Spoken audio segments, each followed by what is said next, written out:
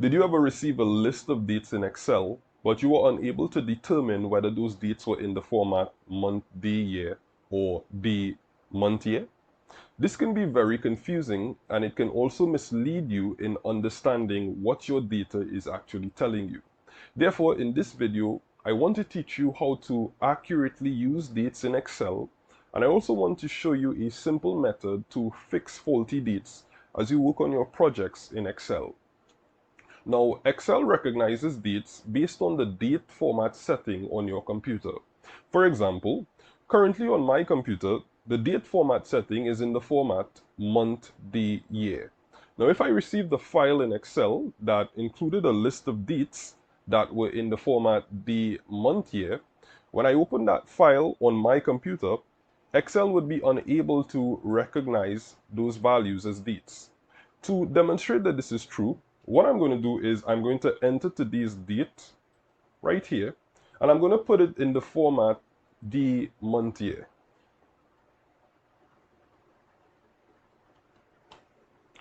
Notice that when we click on this date in the numbers group, this date is formatted as general.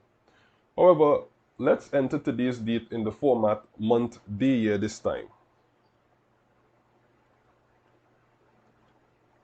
Notice that now Excel has formatted this value as a date.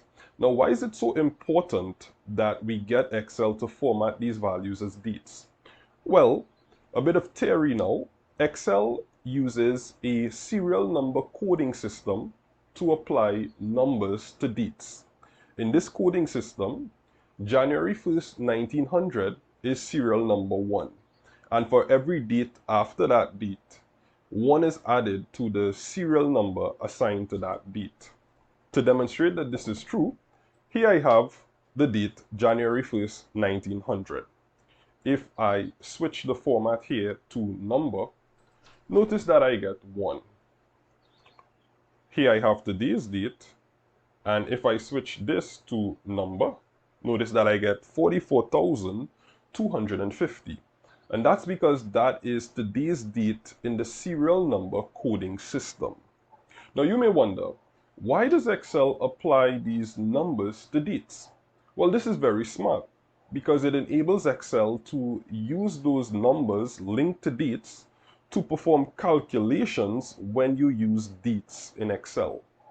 To demonstrate that that is true, I have a list of information here that relates to payroll data for an employee. I have his daily rate, and I have his last day and first day of work. I'm going to type an equal sign here. I'll take his last day and I'll deduct it from the first. Notice that Excel is able to calculate that he worked a total of 6 days. How did Excel do that? Well, it used the serial number that was assigned to each of those dates. Now that we have some understanding of how Excel recognizes dates, let's take a look at an example that will demonstrate how we can fix faulty dates inside of Excel.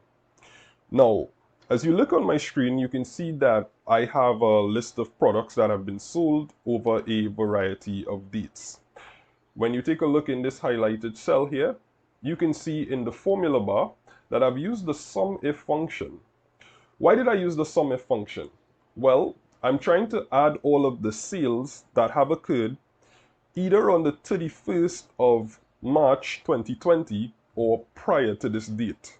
However, notice that the SUMIF function is returning me a blank value. Why is this the case? Let's take a closer look at our SUMIF function in the formula bar.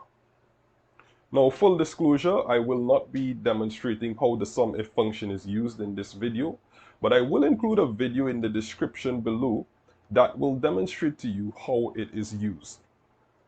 Notice in the SUMIF function here, for my criteria, I have set it to add values that are less than or equal to 43,921. Now, why did I use that number? Well, in the serial number coding system in Excel, 43,921 represents the date 31st of March 2020. However, if we take a look at these dates, we can see that these dates are not consistent with the format on my computer. We can clearly see that some of these dates start off with a value that is above 12, which indicate that these dates are in the format day, month, year. Therefore, the SUMIF function is unable to determine the serial number assigned to the dates, and this is why it cannot perform the operation that we're trying at this point in time. To fix this, what I'm going to do is I'm going to include 4 columns here.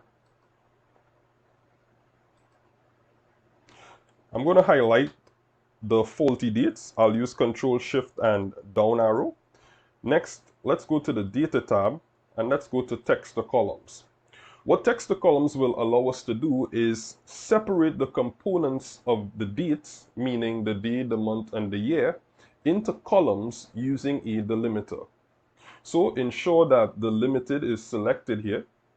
Select Next, deselect Tab and select Other. And for your delimiter, use a /. The reason that we're using this / is we want Excel to separate each of the components of the date based on where that / occurs. Let's click Next. And for our destination, let's select B2. This will force Excel to spill the components of the dates within columns B to D. If we click Finish, notice that we get the dates, the various components in each of those columns. Next, what I'm going to do is I'm going to format this column as general, because notice that as you click here, you can see that the cells are formatted as text. And that happened when we included the 4 columns. What Excel did is it maintained the original format of the first column, column A. You need to switch that format to general because I'm about to use a function, and that function will not work if the format of this column is in text. So I'll highlight this entire column and I'll select general. What I'm going to do now is I'm going to use the date function. Now, why am I using the date function? Well, if you take a look at the date function, it asks you for values that represent the various components of a date, meaning the year, the month, and the day. We can use the values in each of these columns to supply the date function with that information and get it to return us the accurate dates that we want to perform our calculation. So for the year, I'm going to select the value in column D. For the month, this one, and for the day, this one. Include my closing parenthesis. And now I can drag this downward.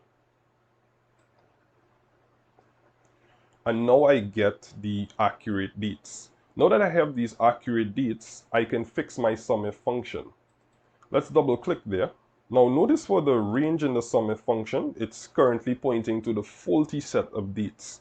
What I'll do is I'll hover my mouse over this highlighted range, and I will bring this range to the correct dates. What I'll do now is click Enter, and notice that the SUMIF function now accurately calculates the dates.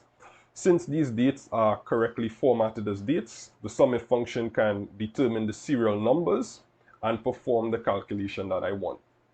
What I would like you to do at this point is to highlight this column, Control Shift down arrow, highlight these values in this range, copy, and then let's paste this by values using the shortcut Alt-ESV, Enter.